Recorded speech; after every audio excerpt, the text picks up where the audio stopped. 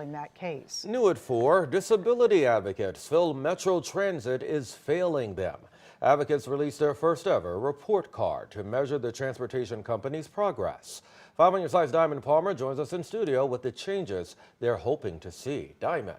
Well, Brent, it's been nearly a year since Metro Transit scaled back caller ride services because they didn't have enough operators. Since then, advocates say it's caused some riders to wait hours and in some cases have their trips canceled.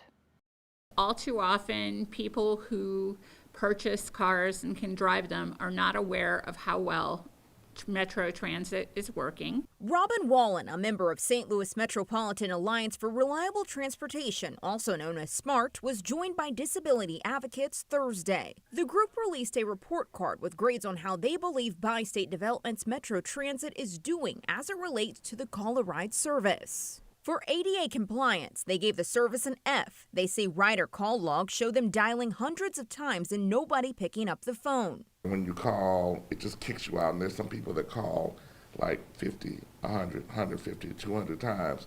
And so those calls aren't recorded and they give up. For meaningful engagement with people with disabilities, advocates gave a D. Sayun Choi says while Metro has an ADA advisory committee, it needs to be expanded. We believe that that committee can be expanded and empowered through Metro, allowing people with disabilities to have a greater voice. The advocates gave an incomplete in the category of keeping promises. Barbara Scheinbein says a new phone system for caller ride has been unveiled and set to be expanded in May.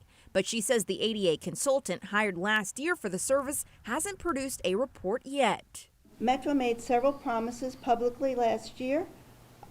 They've all been started, but none of them have been completed. Finally, advocates gave the customer experience a D+. I've asked Bi-State Development officials multiple times today to respond to the report card, but they have not gotten back to me yet. However, they did point to their own report from February, which showed they made improvements to their call system for increased call capacity. And they anticipate their ADA consultant will release recommendations this spring.